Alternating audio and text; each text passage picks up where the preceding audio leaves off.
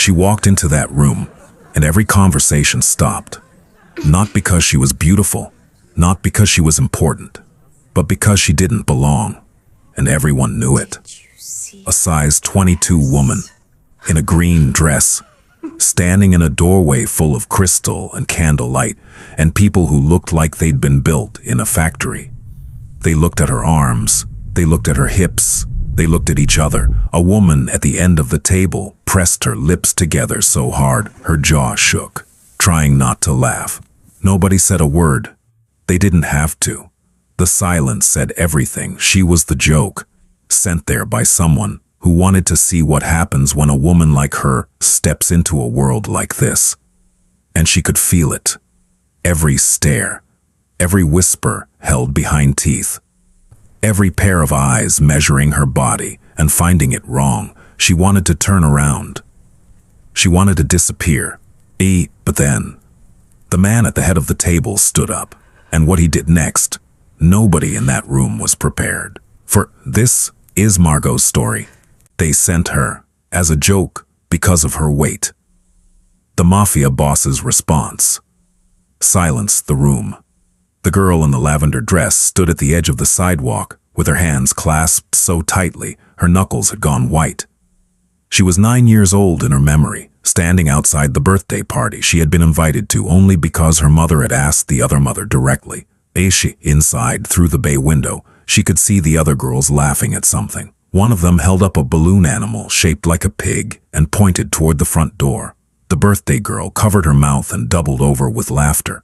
Margot Bellamy had turned around and walked 3 blocks home without ringing the doorbell. She never told her mother what happened. She simply said the party was fun. Now, 23 years later, Margot stood outside, a different building entirely, a limestone townhouse on the Upper East Side, with black iron railings and a door so polished it reflected the street, and her knuckles were white again. She could feel the lavender dress memory pressing against her ribs like a fist. She told herself this was different. She told herself she was a grown woman with a job to do. But the feeling was identical. The certainty that she was about to walk into a room that did not want her. She had no idea how right she was. 3 days earlier, Margot had been elbow-deep in bread dough at Rossetti's Bakery on Arthur Avenue when her phone buzzed. Her cousin Nadia's name glowed on the cracked screen. Margot almost didn't answer. Conversations with Nadia always left her feeling smaller, though she could never quite explain why. Nadia had a way of wrapping cruelty and helpfulness, the way a wasp builds its nest inside something beautiful. "I have a job for you," Nadia said without greeting. "One night, private dinner. You'd be serving, helping the hostess, that sort of thing. They need someone last minute and the pay is $1,500. Margot wiped flour on her apron and pressed the phone harder against her ear. $1,500 was more than she made in 2 weeks at the bakery. Her mother's physical therapy bills had been stacking up like bricks against the front door, each one heavier than the last. Her younger brother Calvin needed new braces. The transmission on the Honda was slipping again. "Why me?" she asked, because she had learned to ask that question even when she didn't want to hear the answer. "Because you're reliable," Nadia said smoothly. "And you're available. It's this Saturday, a private residence in Manhattan, very upscale. You'd need something nice to wear." Margot looked down at herself, size 22, flour dusted, hands rough from years of kneading and washing and lifting sheet pans in a hot kitchen. She owned exactly one dress that could be called nice, a dark green wrap dress her mother had given her for Christmas, the fabric soft as a whispered apology. "I can do it," she said. "Perfect." There was something in Nadia's voice that Margot couldn't name, a brightness that felt like the edge of a blade catching light. "I'll send you the details." What Margot didn't know, what she couldn't have known, was that the phone call had happened on speaker. Nadia was sitting in the back office of Lux Staffing, the boutique agency she managed, surrounded by 3 of her co-workers. When Margot said yes, Nadia pressed mute and the office erupted. "You didn't," said Jolene, the receptionist, her hand over her mouth. I absolutely did. Nadia set the phone down and crossed her legs with the satisfaction of someone who had just solved a complicated equation. They asked for our most stunning girl for the Kavanaugh dinner. We're completely booked, so I'm sending Margot. The Kavanaugh dinner, repeated Priya, the booking coordinator, her eyes widening. As in Silas Kavanaugh, as in the man whose last companion was a literal runway model. That's the one, Nadia. They're going to lose it. They'll never hire us again. They won't trace it back to us. I told her it was a serving gig. She shows up, realizes it's a companion placement, doesn't know what to do. The whole thing falls apart. Meanwhile, I call the Kavanaugh people Monday, apologize profusely for the mix-up, and offer them a replacement at no charge. They'll love us more for fixing it. And Margot? Jolene asked. Nadia shrugged one elegant shoulder. She gets paid. She gets a free dinner. She'll be fine. It's not like anything was going to happen anyway. You've seen her. The laughter that followed was thin and sharp, the kind that draws blood without leaving a visible mark. Margot spent Saturday afternoon getting ready in her mother's bathroom because the mirror was bigger. Iris Bellamy sat in her wheelchair in the hallway, watching her daughter through the open door with the quiet intensity of a woman who had spent her whole life studying the weather of her children's faces. "You look beautiful, baby," Iris said. Margot smoothed the green dress over her hips and tried to see what her mother saw. The mirror showed her a 32-year-old woman with dark auburn hair. She'd curled carefully, brown eyes she'd lined with a steady hand. Full lips she'd colored a deep berry. Her skin was clear. Her posture was good. But the mirror also showed everything else. The width of her arms, the roundness of her belly, the way the dress strained slightly at the zipper. She catalogued these things the way a prisoner catalogues the walls of their cell, with exhaustive, defeated familiarity. "It's just a serving job," Margot said. "Even so," Iris wheeled closer. "Stand up straight. You carry yourself like you're apologizing for taking up space. Stop that." Margot met her mother's eyes in the mirror. Iris Bellamy had been beautiful once, before the accident, before the wheelchair, before 2 decades of fighting insurance companies and swallowing pride. She was still beautiful, Margot thought, in the way that broken things can be more beautiful than whole ones because they've survived their own destruction. "I'll be home by midnight," Margot said. "You come home whenever you come home, and you hold your head up." The car service Nadia arranged dropped Margot off at 7:15. The townhouse was taller than she expected, narrow and imperious, the kind of building that looked down at the street, the way certain people look down at everyone. A man in a dark suit opened the door before she could knock. He was enormous, well over 6 feet, with the build of someone who had been hired specifically to be a barrier between the world and whatever existed on the other side of that door. "Name," he said. "Margot Bellamy. I'm with Lux Staffing."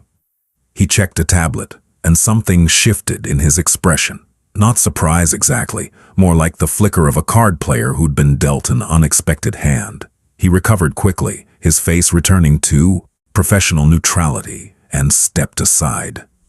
Through the foyer, second door on the left. The foyer was floored in black and white marble. A chandelier hung overhead like frozen rain. The walls held paintings that Margot suspected cost more than her mother's house. She could smell something extraordinary. Roasted lamb, maybe, with garlic and rosemary, and underneath it, the woody scent of expensive cologne that had been left hanging in the air by someone who'd recently passed through. She found the second door on the left and opened it. The dining room was long and candlelit. A table set for 12 stretched down its center, gleaming with crystal and silver. 8 people were already seated, 4 men in suits that fit like second skins, and 4 women so polished they seemed to have been manufactured rather than born. Every surface in the room reflected light. The wine glasses, the silverware, the women's etchings, the men's watches, and when Margot walked in, every reflective surface seemed to turn toward her at once, capturing her from a dozen angles and holding her there. The silence was instantaneous. Not the natural quiet of people pausing their conversations, but the specific, weighted silence that descends when something has gone wrong, in a way that's also entertaining. A woman at the near end of the table, platinum hair, collarbone sharp enough to cut glass, looked Margot up and down with the slow deliberation of someone reading a menu they've already decided to send back.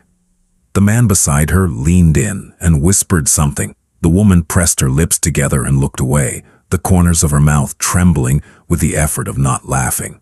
Margot felt the room's assessment travel across her body, like hands she hadn't consented to. The width of her hips, the softness of her arms, the way her dress, which had looked beautiful in her mother's bathroom, now seemed like a costume, the wrong costume, in a room full of women who wore their clothes the way buildings wear glass, as architecture rather than covering. Her throat went tight. She looked for the kitchen entrance, for any sign that this was a catering job, for someone holding a tray or wearing an apron. There was none. A man at the far end of the table stood up. He was tall and lean, early 40s, with black hair graying at the temples in a way that looked deliberate, like a choice rather than a concession. His suit was charcoal and cut with the precision of something that had been built on his body rather than for it. His face was angular, composed, with dark eyes that moved with the unhurried attention of someone accustomed to seeing everything and reacting to very little. Silas Kavanaugh crossed the room. Every person at that table watched him the way animals watch the apex predator of their ecosystem, with a mixture of deference and fear, so internalized it had become reflex. He moved through their attention without acknowledging it, the way a river moves through rock without apology. He stopped in front of Margot. She was prepared for anything. Dismissal, confusion, anger. She had spent her entire life preparing for the various forms that rejection takes. She had a catalog. "You must be my dinner companion," he said. His voice was lower than she expected, quieter. There was no question in it. I think there's been a mistake," Margot said. "I was told this was a serving position." Something flickered behind his eyes, not surprise, recognition, as if he had seen the shape of what had happened the moment she walked in and had already assembled the full picture before she spoke. "There's no mistake," he said. "You're here, that's sufficient." He extended his hand. Not to shake, to guide. Palm up, fingers relaxed, the gesture of a man who opens doors, rather than pushes through them. The room had gone so quiet that Margot could hear a candle flame hissing somewhere to her left. She could feel the stares on her, skin like heat. The platinum-haired woman was no longer suppressing her amusement. She was openly studying this exchange with the fascination of someone watching a nature documentary in which the predator behaves against its own species programming. Margot looked at Silas Kavanaugh's hand. Clean nails, a faded scar across the knuckles, no rings. She looked up at his face. His expression held nothing she could name as pity. Pity she would have recognized instantly. She was fluent in that language. This was something else, something that felt, impossibly, like interest. She placed her hand in his. He led her to the empty chair beside his own at the head of the table. He pulled it out for her. She sat down. The fabric of the chair was velvet, cool against her bare arms. A water glass appeared in front of her, then a wine glass. Silas sat beside her, adjusted his napkin, and turned to the man on his left. "Fletcher, you were telling me about the port situation in Newark." And, just like that, conversation resumed. But it was different now. The air in the room had been rearranged. Every person at that table had watched Silas Kavanaugh, a man who had made his empire on the principle that nothing entered his world without his explicit selection, except this woman, as if she had been his choice all along. And because Silas's choices were not questioned, only observed and obeyed, the room absorbed this information and adjusted accordingly. But they didn't understand it, and Margot could feel their confusion like static. Dinner was served in courses. Lamb, as she had guessed, with roasted figs and a red wine reduction, a bitter green salad with shaved pecorino, bread that was almost as good as what she baked at Rossetti's. Almost. Margot ate carefully, the way she always ate in public. Slowly, in small portions, aware of every bite as a potential performance for others to evaluate. She'd learned early that a fat woman eating is a spectacle people feel entitled to watch. She had learned to make herself as small as possible at the table, which was a particular cruelty because the table was one of the few places she felt genuinely alive. She loved food. She understood food. She spoke its language the way some people speak music, intuitively, from the body outward. "You're not eating," Silas observed without looking at her. He was cutting his lamb with the focus of a surgeon. "I am." "You're performing eating. There's a difference." She set her fork down. "That's a strange thing to notice." "I notice most things. It's a professional requirement." He took a sip of wine. "You don't like the lamb?" "The lamb is excellent. The reduction is slightly over-reduced. It's leaning bitter instead of sweet. But the meat itself is perfect. The rosemary was added whole rather than chopped, which means whoever cooked this understands that rosemary releases different compounds at different temperatures." She stopped. She had not meant to say all of that. It had come out the way truth does when it's been held too long, in a rush, undressed, embarrassing. But Silas Kavanaugh had turned his full attention to her for the first time, and his expression was not amusement or condescension. It was the look of a man who had just found something he wasn't expecting to find. "You cook," he said. "I bake. I work at a bakery in the Bronx." "Then you understand bread." "Yes." "The bread tonight?" Margot hesitated. "It's good. Mass-produced good. The crumb is even, which means it was proofed in a controlled environment. But it doesn't have character. Real bread has imperfections, uneven air pockets, a crust that fights back. This bread is polite. I don't trust polite bread." The corner of Silas's mouth moved, not a smile. Something preceding a smile, like the first crack of dawn before sunrise. "I don't trust polite anything." Across the table, the platinum-haired woman, whose name was Corinne and whose husband was Silas's attorney, was watching this exchange the way one watches a locked door begin to open on its own. She leaned toward her husband. He shook his head once, sharply. She leaned back. The rest of dinner passed in fragments Margot would later try to assemble into a coherent sequence. Silas asked her about the bakery. She told him about Rossetti's, about the owner, old Giuseppe, who still hand-shaped every ciabatta loaf at 4 in the morning, about the regulars who came in not for the bread, but for the feeling of being remembered, because Giuseppe greeted every person by name and asked after their families with the sincerity of a man who believed that bread and memory were made from the same ingredients. She told him about her mother's accident, a truck running a red light 7 years ago, everything different after, without self-pity, because self-pity was a luxury she had never been able to afford. She told him about Calvin, who was 17 and brilliant, and angry in the way that brilliant 17-year-olds are when they can see exactly how unfair the world is but can't yet change it. Silas listened. Not the way powerful men usually listen, with one ear while the other calculates what they want to say next, but with the full weight of his attention. He asked questions that were precise and unexpected. Not "what do you do" questions, but "why do you do it" questions. He wanted to know why she chose baking over cooking, why sourdough was harder to master than brioche, why bread of all things. "Because bread is honest," Margot said. "You can't fake bread. If the dough isn't right, if the timing is off, if you didn't give it enough attention, the bread tells on you. Every loaf is a record of how much care went into it. You can't buy your way out of bad bread." He was quiet for a moment. "Most people in my life have tried to buy their way out of something." "What about you?" The question surprised them both. She saw it register on his face, a barely perceptible shift, the kind that, on a less controlled man, would have been a flinch. No one asked Silas Kavanaugh direct questions. No one treated him as someone who might need to answer rather than command. "I've tried to buy my way out of several things," he said. "I've succeeded at most of them. The ones I failed at taught me more." "Like what?" He looked at her then, with an expression she would think about for days afterward.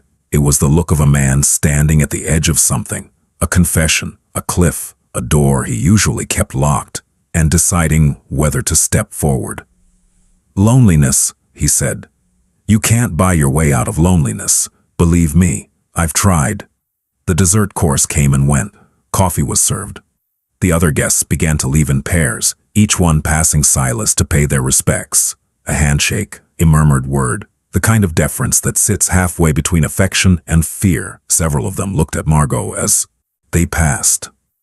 Some with naked curiosity, some with something harder. Corinne paused behind Margot's chair and placed one manicured hand on the back of it, as if she wanted to touch Margot herself, but couldn't bring herself to bridge the distance. "Interesting evening," Corinne said to no one in particular, and left. When the room was empty except for the two of them and the dying candles, Silas leaned back in his chair and studied Margot with the attention he had been rationing all evening. "You know you weren't sent here to serve dinner," he said. "I figured that out about 10 seconds after I walked in. And you stayed. I didn't know how to leave." "You knew exactly how to leave. You chose not to. Those are different things." Margot felt the truth of this settle over her like a blanket. Uncomfortable because it was warm, and she had grown accustomed to the cold. She had stayed because something in his handshake, in his voice, in the way he said, "That's sufficient," as if her presence were a gift rather than a problem, had made her feel that leaving would mean losing something she hadn't known she was looking for. "Someone sent you here as a joke," Silas said, and his voice had changed. The warmth was gone. What replaced it was the voice she imagined he used in rooms where decisions were made that didn't appear in any legal record. Flat, precise, carrying the particular authority of a man whose displeasure has material consequences. Someone at that staffing agency decided it would be entertaining to put you in a room full of people who would judge you. Is it they thought I would humiliate you? They were counting on it. Margot's chest tightened. She had known on some level from the moment she walked in. But hearing it said aloud, confirmed, dissected, laid bare, was different from suspecting it. Suspicion is a wound you can ignore. Confirmation is surgery without anesthesia. "Nadia," she whispered. "Your cousin. She manages the agency." Silas was quiet for a long moment.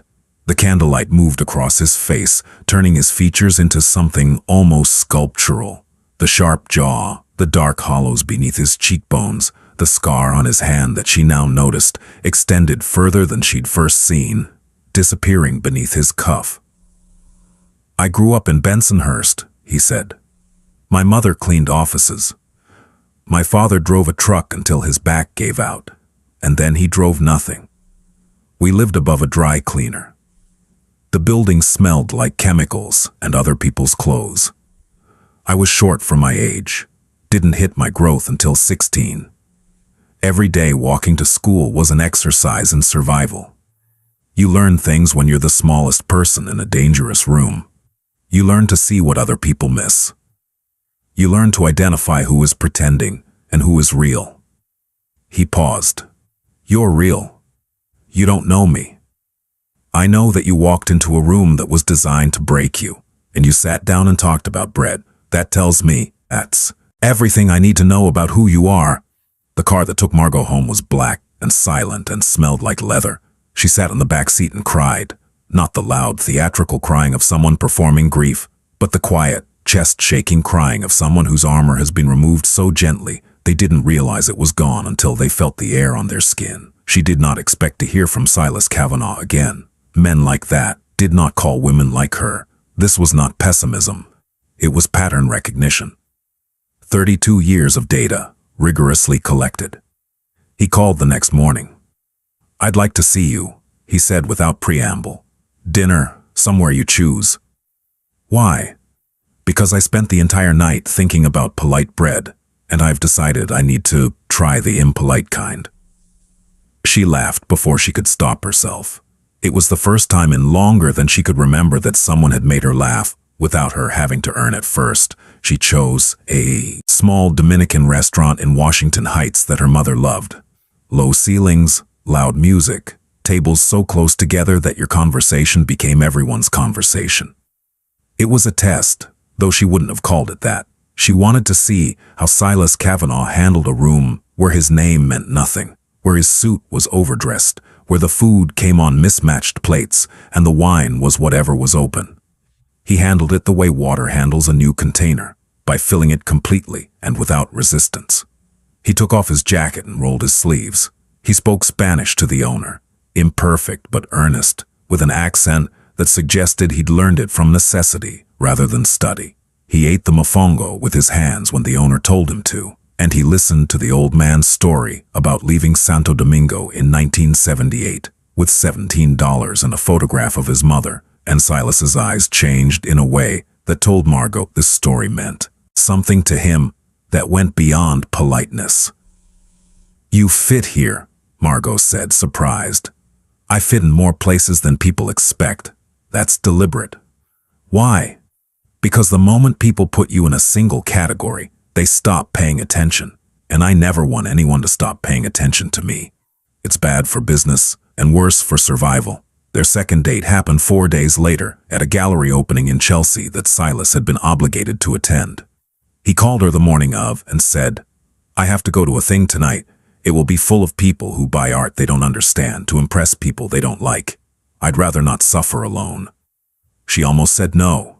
The instinct was automatic, the reflex of a woman who had learned that every public appearance was a potential ambush. But her mother's voice was in her head, sharp as a struck bell. "Stand up straight.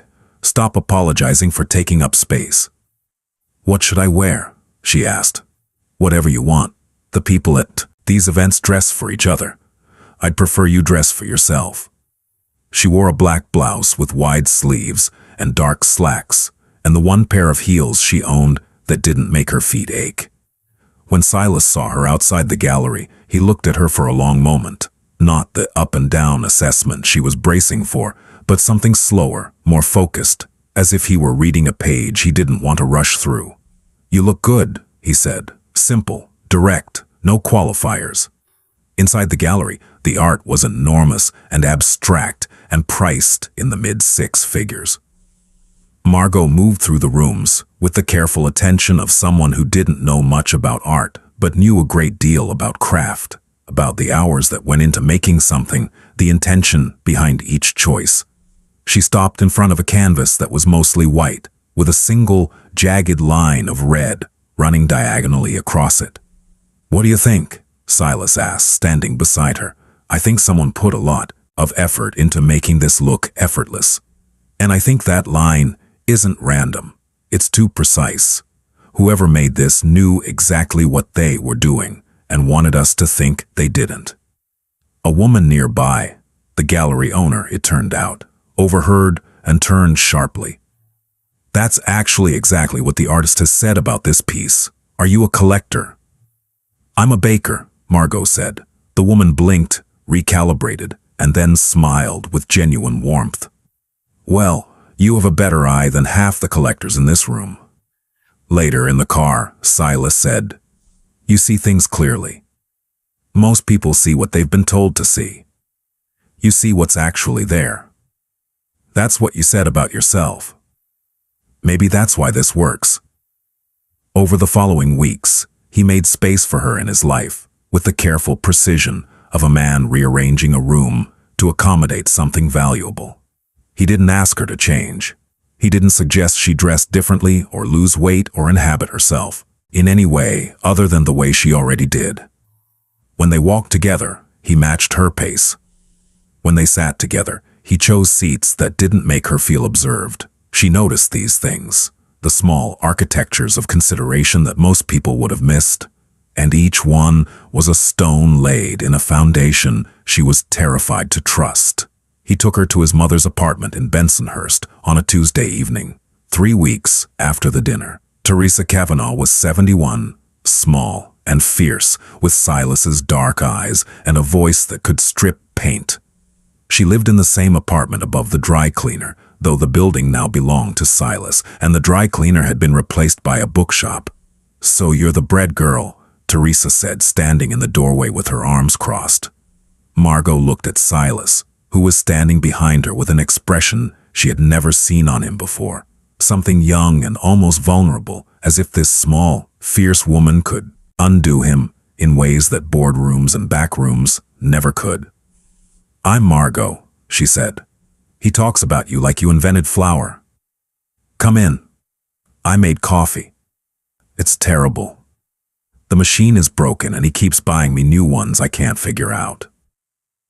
The apartment smelled like coffee and lavender and decades. Every surface held photographs. Silas as a child, thin and serious. A man Margot recognized as his father from the same jawline. Teresa young and startlingly beautiful, standing outside a church in a white dress. Teresa sat Margot at the kitchen table and put a cup of genuinely terrible coffee in front of her and proceeded to interrogate her with the thoroughness of a federal prosecutor. "You work in a bakery?" "Yes." "You take care of your mother?" "Yes." "She's in a wheelchair?" "Yes." "And your brother?"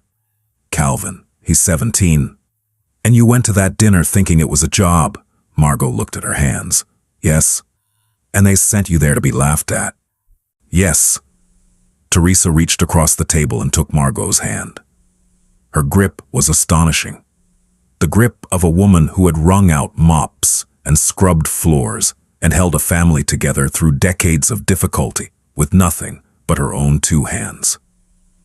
"My son has had many women sit at this table," Teresa said. "Beautiful women, expensive women, women who smiled at me like I was a photograph they needed to pose with. None of them took a sip of this coffee without making a face." She looked at Margot's cup. Margot had drunk half of it. "You're either very kind or you have no taste buds." "The coffee is terrible," Margot said. "But you made it for me. That matters more." Teresa Kavanaugh looked at her son over Margot's shoulder. Whatever passed between them was silent and complete.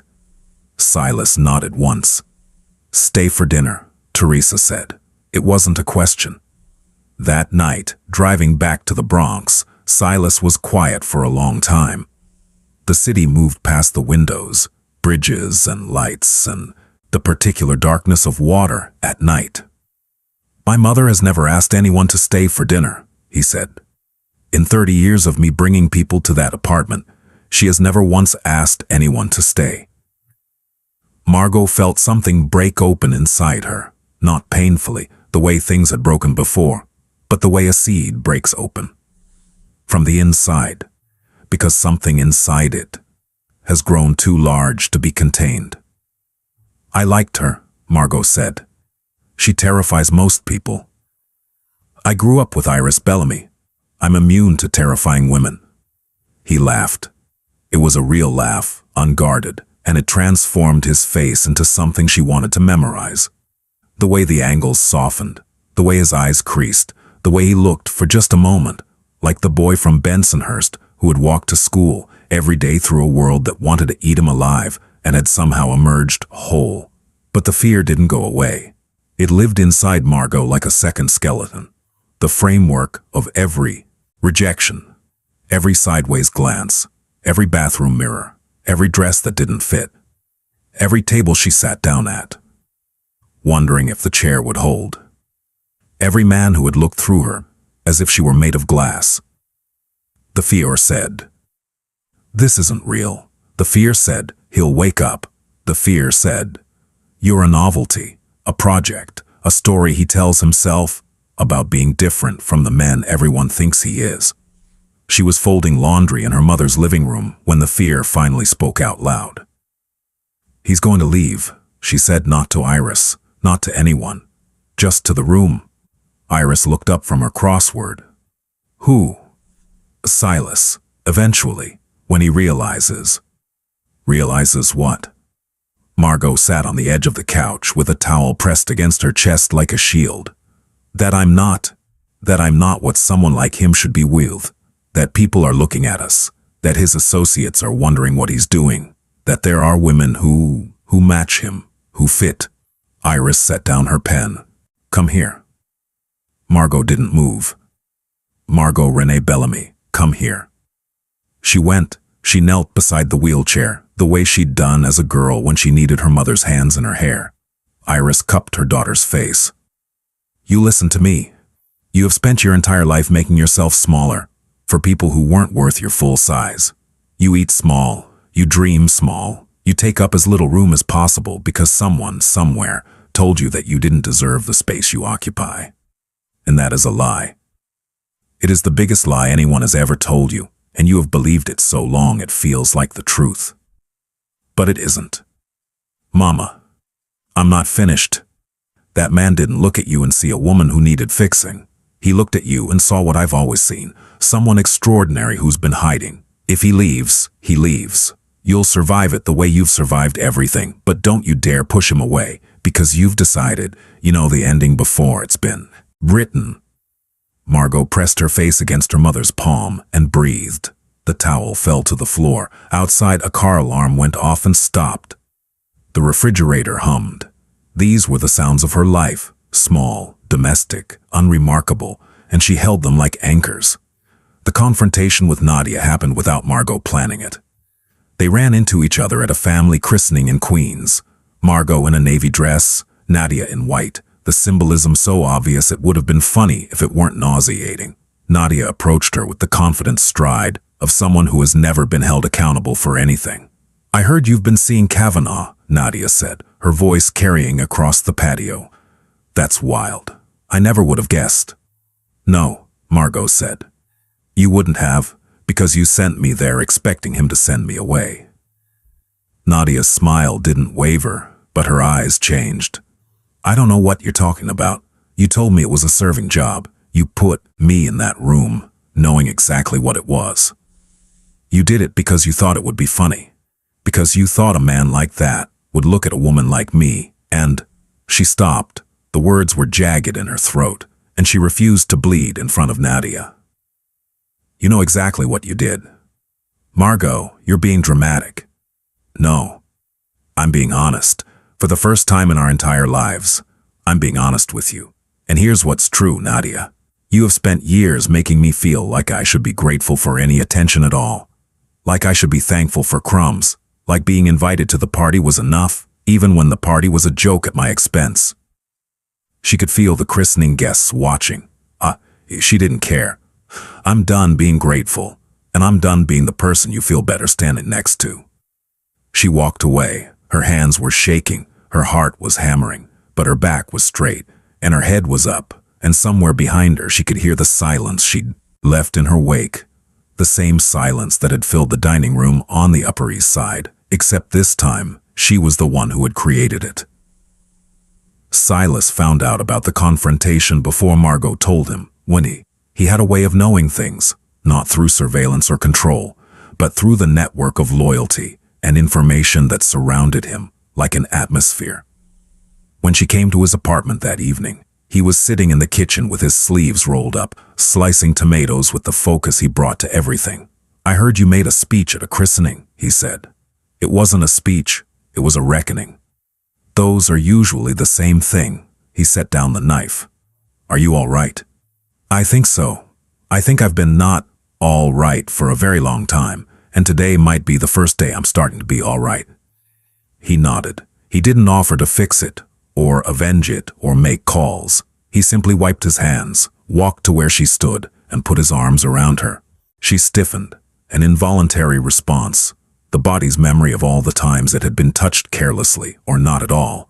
And then she softened against him. He was warm. He smelled like tomatoes and soap and the particular clean scent of someone who carries power the way other people carry briefcases, as a daily, functional object, rather than an ornament. "I need to tell you something," she said into his chest. "Tell me. I keep waiting for this to end. Every morning I wake up and check my phone and expect the message where you explain that you've reconsidered, that you've come to your senses, that someone has shown you my picture and reminded you what I look like, as if you've forgotten, as if this has all been some kind of hallucination." He pulled back far enough to look at her face. His hands remained on her waist, firmly, deliberately, in the way of a man who does not touch casually or accidentally. "Margot, I have built everything I have on one skill, seeing what is actually there. not what people want me to see. Every person in my life, every associate, every competitor, every so-called friend, performs for me. They show me what they think I want. They are careful and calculated and rehearsed. You walked into a room designed to humiliate you, and you talked to me about bread, real bread, honest bread. His jaw tightened. Do you understand how rare that is? In my world, in any world. I'm not rare. I'm just... Do not finish that sentence. Do not stand in my kitchen and diminish yourself. You have done that for everyone else your entire life. You do not do it here. The force of it, not anger, but something fiercer, the intensity of a man defending the thing he has decided to protect, silenced her. Not the way the room had silenced when he chose her at the dinner. A different silence.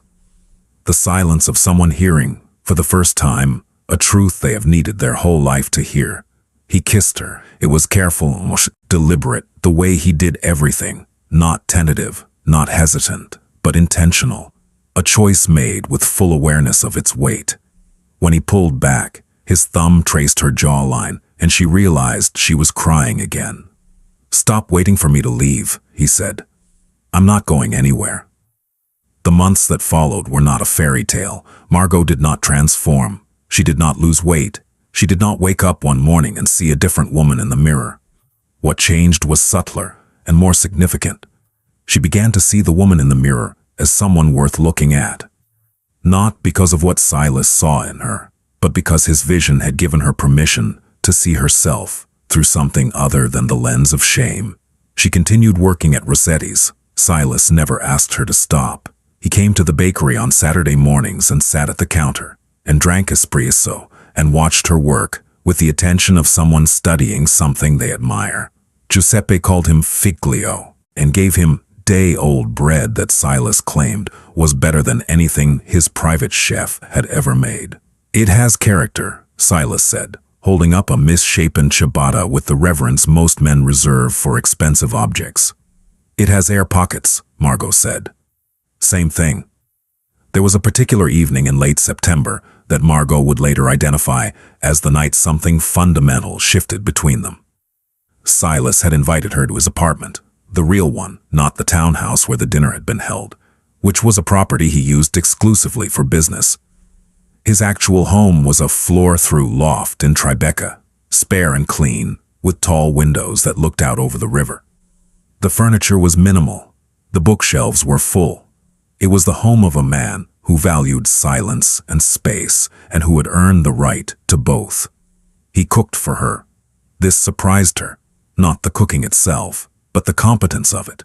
He made cacio e pepe, the simplest of pasta dishes, which is io suri, also the hardest because it requires timing and confidence and the willingness to trust that 3 ingredients are enough when they're treated with respect.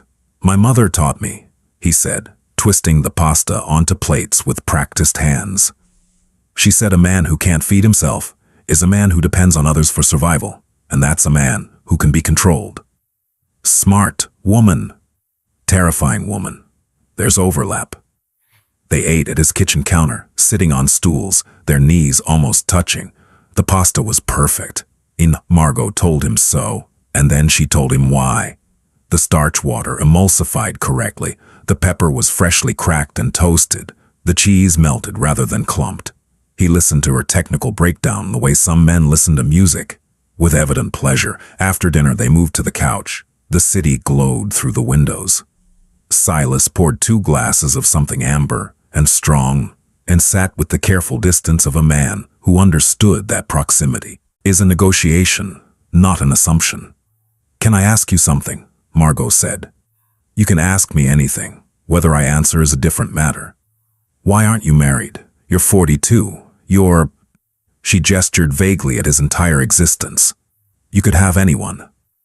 He was quiet for a moment, swirling his drink. "I was engaged once. 8 years ago. Her name was Celeste. She was everything a woman in my position is supposed to be. Beautiful, composed, fluent in 3 languages. Extraordinarily talented at performing warmth without actually feeling it. What happened? I came home early one afternoon and found her rehearsing, not with anyone, alone. She was standing in the bathroom, practicing her smile in the mirror. Different versions of it. The warm one. The sympathetic one. The one from my mother. She had a system. She'd labeled them in her head. He took a sip. I realized I was living with someone who treated our relationship like a performance. Everything was designed. Everything was curated. There was no version of her that existed when no one was watching, because she was always watching herself. That's heartbreaking. It was clarifying. I ended it that week. Since then, I've had... He paused, choosing his words. Arrangements, companionship, women who understood the terms and were comfortable with them, but nothing that required me to be present in the way a real relationship requires. And now, he looked at her. The city light caught his face, and she could see the boy from Bensonhurst in the man from Tribeca. The same watchfulness, the same hunger for something authentic in a world of performance. Now I'm sitting on a couch with a woman who told me my pasta was good, and then spent 3 minutes explaining the science of starch emulsion, and I've never been more interested in another person in my entire life. But Silas's world was not gentle. The people who orbited him were sharp-edged and suspicious, and several of them made their skepticism about Margot known through the silent, devastating language of exclusion. The unreturned greetings, the conversations that stopped when she approached, the seating arrangements at events that placed her at the furthest possible distance from the center of power. Silas addressed this once at a private gathering at his attorney's home. Corinne, who had never spoken a direct word to Margot, made a comment to another woman about charity cases, loud enough to be heard across the room. Silas set down his drink with a sound that was barely audible, but somehow silenced every conversation within a 30-foot radius. Corinne, he said, and the single word carried the weight of a closing door. Margot is here because I want her here. If that arrangement is uncomfortable for you, I'd suggest you examine why. And then I'd suggest you keep whatever you find to yourself. He picked up his drink. Conversation resumed. Corinne did not speak to Margot for the rest of the evening, but she also never made another comment. In Silas's world, being addressed directly by him on a matter of conduct was equivalent to a final warning, and everyone in that room understood the taxonomy. Margot's mother met Silas on a Sunday in October, when the leaves in the Bronx were turning the color of fire. He arrived with flowers, not the extravagant bouquets his assistant usually procured for occasions, but a simple bundle of sunflowers he'd bought from a street vendor, because Margot had mentioned once, in passing, that her mother's favorite flower was the sunflower, and that they always made Iris think of the house she'd grown up in upstate. Iris Bellamy looked at the flowers, then at Silas, then at her daughter, and her eyes filled with tears. Not because of the flowers themselves, but because of what they represented. The evidence that someone had listened to her daughter carefully enough to remember a detail that small. "Sit down," Iris said, and her voice was steady despite the tears. "Margot, make coffee. The good coffee, not the instant." Calvin was in the living room, folded into the armchair with his headphones around his neck, watching the doorway with the guarded intensity of a 17-year-old who had been the man of the house since he was 10. He was tall and thin and had Iris's sharp eyes and Margot's stubbornness, and he had not said a word since Silas arrived. Silas noticed. He sat at the kitchen table, accepted his coffee, answered Iris's questions, and then turned toward the living room. "Calvin," he said, "your sister tells me you're interested in engineering." Calvin pulled one headphone off. "Aerospace engineering. Where are you applying?" "MIT, Georgia Tech, maybe Cornell, if we can afford it." The last sentence came out barbed, aimed not at Silas, but at the universe in general, at the particular cruelty of a system that makes brilliant 17-year-olds calculate their dreams in dollars. "If you get into MIT," Silas said, "you go to MIT, the money is a problem I can help solve." Calvin sat up straighter, his jaw tightened. "I don't need charity. I'm not offering charity. I'm offering an investment.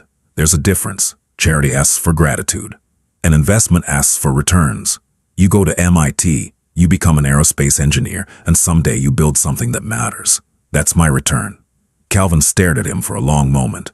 Whatever he saw in Silas's face, steadiness maybe, or the particular credibility of a man who had clawed his way out of Bensonhurst and therefore understood, bone deep, what it meant to want something you couldn't afford. It was enough. He nodded once and put his headphones back on. Oh, later, after Silas had left, Calvin found Margot in the kitchen. "He's not what I expected," Calvin said. "What did you expect?" "Some rich guy trying to buy his way into our family." "And what did you get?" Calvin was quiet for a moment. "Someone who actually listens. That's weird. Rich people don't usually listen." "He's not usual." "Yeah, I noticed." Silas sat at the kitchen table, the same table where Margot had eaten every meal of her childhood, where she had done homework and argued with Calvin and watched her mother fill out medical forms with hands that shook from exhaustion but never from defeat. And he looked around the small kitchen with the same attention he'd given the dining room on the Upper East Side. As if the surroundings didn't determine the quality of what was inside them. "Margot tells me you drove a truck," Iris said. "He did, for 23 years. My husband drove a truck until a steering column disagreed with his spine." "I'm sorry." "Don't be sorry. Be useful. Can you reach that shelf above the refrigerator?" Margot's brother put the good plates up there 2 Thanksgivings ago, and neither of us has been able to reach them since. Silas stood, reached the shelf easily, and handed down a set of plates painted with blue flowers. Iris ran her thumb over one of them. "My mother's plates," she said. "She brought them from North Carolina in a cardboard box in 1961. Not a single one has broken in 65 years. She looked up at Silas. "I believe in things that last, Mr. Kavanaugh." "So do I, Mrs. Bellamy." "Then we understand each other. The proposal didn't happen the way proposals happen in stories. There was no restaurant, no ring in a champagne glass, no dramatic gesture designed to be witnessed and admired. It happened in the kitchen of Rossetti's bakery at 5:30 in the morning, while Margot was shaping sourdough loaves, and Silas was sitting on a flour-dusted stool, drinking espresso that was far too strong. "Marry me," he said. She didn't stop shaping the dough. Her hands continued their work, folding, turning, pressing with the heel of her palm, because bread requires consistency, and so does love, and she had learned that the things worth having are the things you build with steady hands. "You're proposing to me in a bakery at 5 in the morning." "I am." "I have flour in my hair." "I know." "Your mother will say it's not romantic enough." "My mother will say I should have done it months ago." Margot looked at him. Dawn was beginning to press against the bakery windows, turning the room gold. His sleeves were rolled up. There was a dusting of flour on his forearm from where he'd leaned on the counter. His eyes were dark and steady and completely, unmistakably certain. "Yes," she said. She went back to the bread. He went back to his espresso, and the morning continued, the way mornings do, carrying ordinary people through extraordinary moments without stopping to mark the occasion. They married in December in a small ceremony at Teresa Kavanaugh's apartment above the bookshop in Bensonhurst. 40 people, no photographers from society pages, no crystal chandeliers or imported flowers. Instead, candles on every surface, and the smell of Teresa's cooking filling every room, and the sound of Giuseppe Rossetti arguing with Calvin about whether New York pizza was superior to Neapolitan pizza, a debate that would continue, unresolved, for years. Margot wore a dress the color of champagne that she'd chosen herself, not to hide in, but to be seen in. Calvin walked her through the narrow hallway. Iris watched from her wheelchair with tears streaming down her face and an expression of such ferocious pride that several guests later said they'd never seen anything more beautiful. Teresa made coffee. It was still terrible. Everyone drank it anyway. On the evening of their wedding, after the guests had gone, and the apartment was quiet, except for the sound of the city breathing outside the windows. Margot stood in the bathroom and looked at herself in the mirror.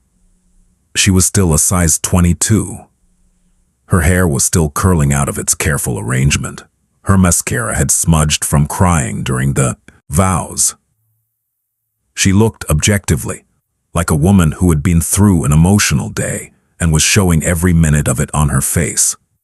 But she did not look away. She did not catalog her flaws. She did not perform the ritual inventory of everything that was wrong, everything that needed fixing, everything that took up too much space. She looked at herself the way she looked at a finished loaf of bread, with recognition, with respect, with the understanding that imperfection is not a failure, but a signature, the proof that something was made by hand, with care, by someone who showed up every day and did the work. Silas appeared in the doorway behind her. He was still in his wedding shirt, top button undone, sleeves rolled up. He looked at her reflection in the mirror. "What do you see?" he asked. She considered the question. She thought about the girl in the lavender dress who had walked away from the birthday party. She thought about the woman in the green wrap dress who had walked into a room designed to destroy her and had refused to be destroyed. She thought about bread, honest bread, imperfect bread, the kind that takes time and attention and heat and pressure and emerges from the oven, transformed not into something different from what it was, but into the fullest expression of what it was always going to become.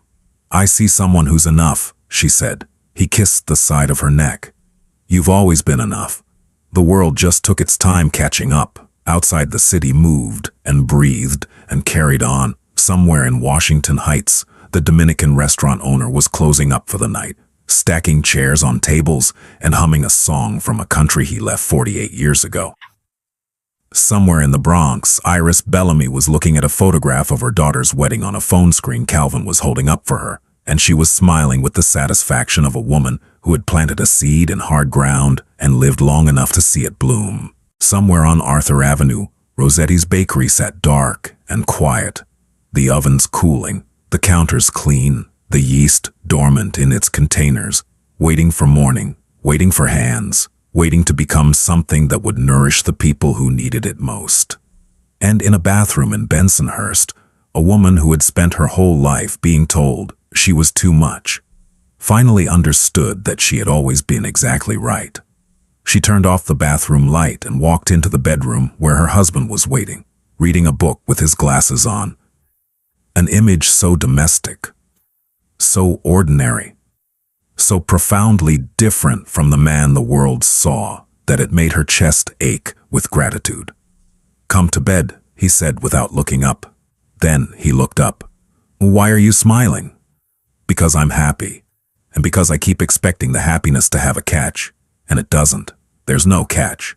He set the book down. "There's no catch." She climbed into bed beside him. The sheets were cool. The city hummed.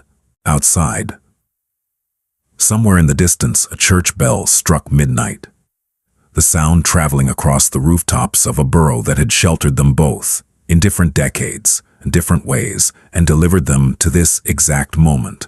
The bread was proof. The love was proof. The life she was building, by hand, with care, full of imperfections and character, and the stubborn refusal to be anything other than real, was the proof. And it was enough. It was more than enough. It was everything.